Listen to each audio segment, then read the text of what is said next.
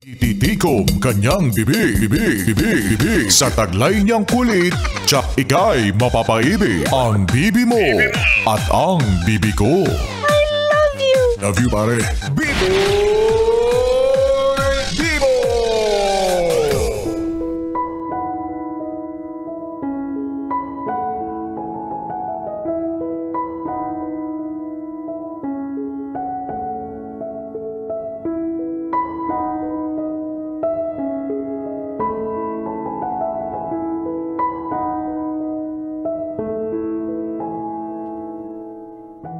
Bibi, takang-taka ka ba kung bakit yung mga magulang mo ay grabe kabantayan at pagbawalan?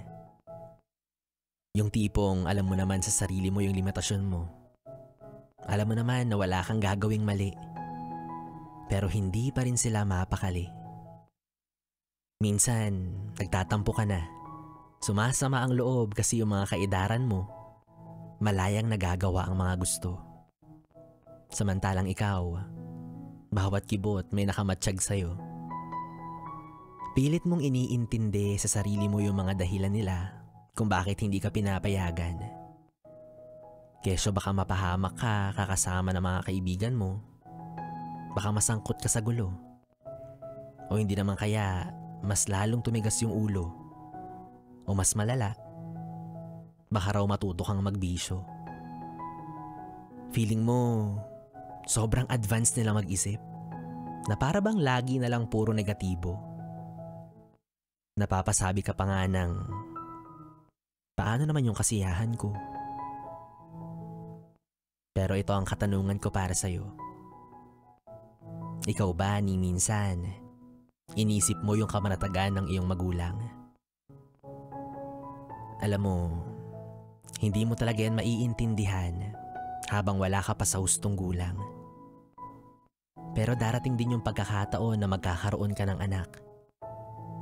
Isang regalo na sobrang pagkakaingatan mo.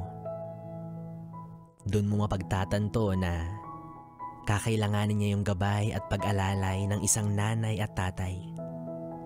Doon mo mararamdaman yung takot na baka siya ay masangkot sa isang pangyayari na maaari niyang pagsisihan habang buhay. Doon mo mas maiintindihan yung kahalagahan ng pag-agapay. Kaya sa ngayon, kung istrikto sila, hayaan mo na. Lilipas din yan. Kusa na lang darating yung pagkakataon na hindi ka na pagbabawalan sa mga lakad ng barkada. Kapag 40 years old ka na. Tanda mo na, pinagbabawalan ka pa ng mama mo. Kawawa naman to. Uy, baka naman pati sa honeymoon mo kasama yung parents mo. Ay nako, well anyways mga yes friend, tuloy-tuloy pa rin tayo sa ating BB Time. Kapiling mo pa rin ako, DJ B-Boy Bibo, hanggang mamayang alas 12 dito sa 101.1 Yes FM Solid.